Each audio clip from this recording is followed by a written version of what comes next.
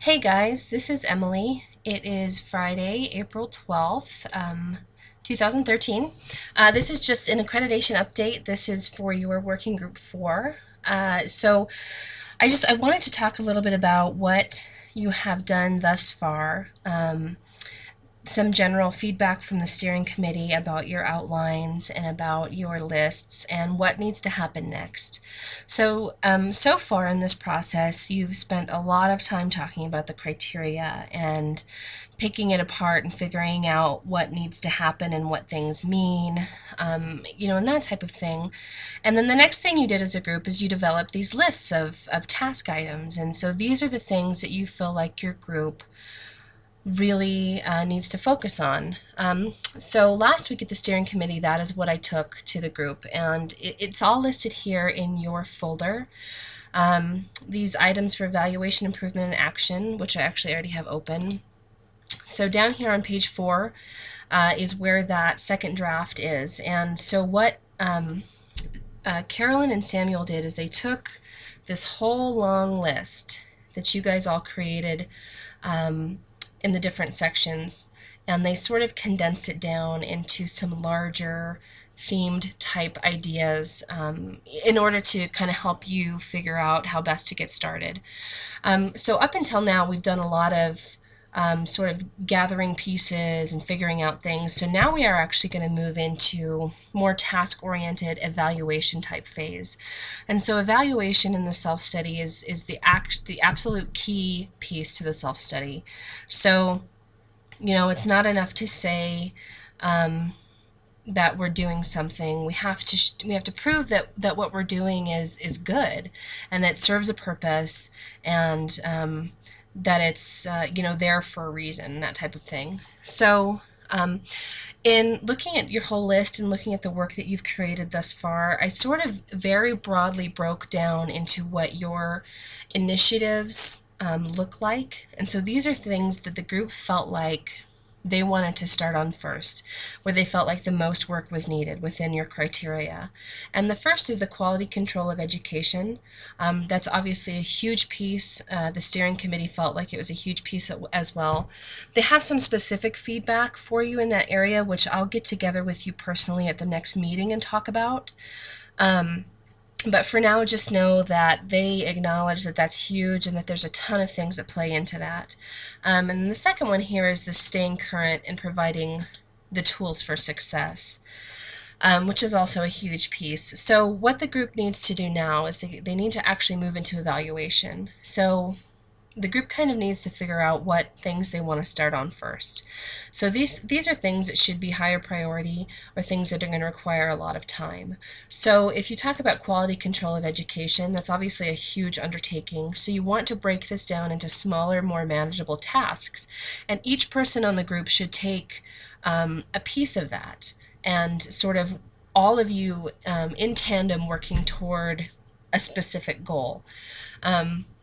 And so as I look at your list here, kind of this condensed list, this second bullet point, for example, it talks about talking to program chairs about portfolio review. And so maybe this is something one or two people take on. Because, we do portfolio review. I think it's generally understood that it's an awesome process. But what your role as a group is to figure out generally how it works, and how it plays in to the whole overall review process. But more importantly, you want to figure out whether or not it's a quality thing that we're doing. So what things are affected by portfolio review, and is it a positive thing? Does portfolio review what things does it affect? So does it affect enrollment? Does it affect the student demographic coming in? How does that play into maybe enhancement of the curriculum, that type of thing? So we're doing portfolio review, but we want to show that portfolio review is a quality thing that we're doing. And that is just a general thing to keep in mind through this whole process as you move forward. So one tip I'll give you is to make sure that you're going back and you're looking at these outlines that you've done. because it's really easy to get into some of these things and sort of lose track of what you're actually trying to answer. So some of these things, like this number 1, for example, if you're trying to answer that we maintain a regular program reviews, make sure that the questions that you're asking and the path that you're going down actually answers that question. So we're not, wasting our time doing something that, while certainly will be maybe helpful, it may not be relevant for the self-study. So make sure that as you divvy up tasks, as you decide on which things to focus on first, and you start going out and sort of doing your own thing, make sure you're referring back to these outlines.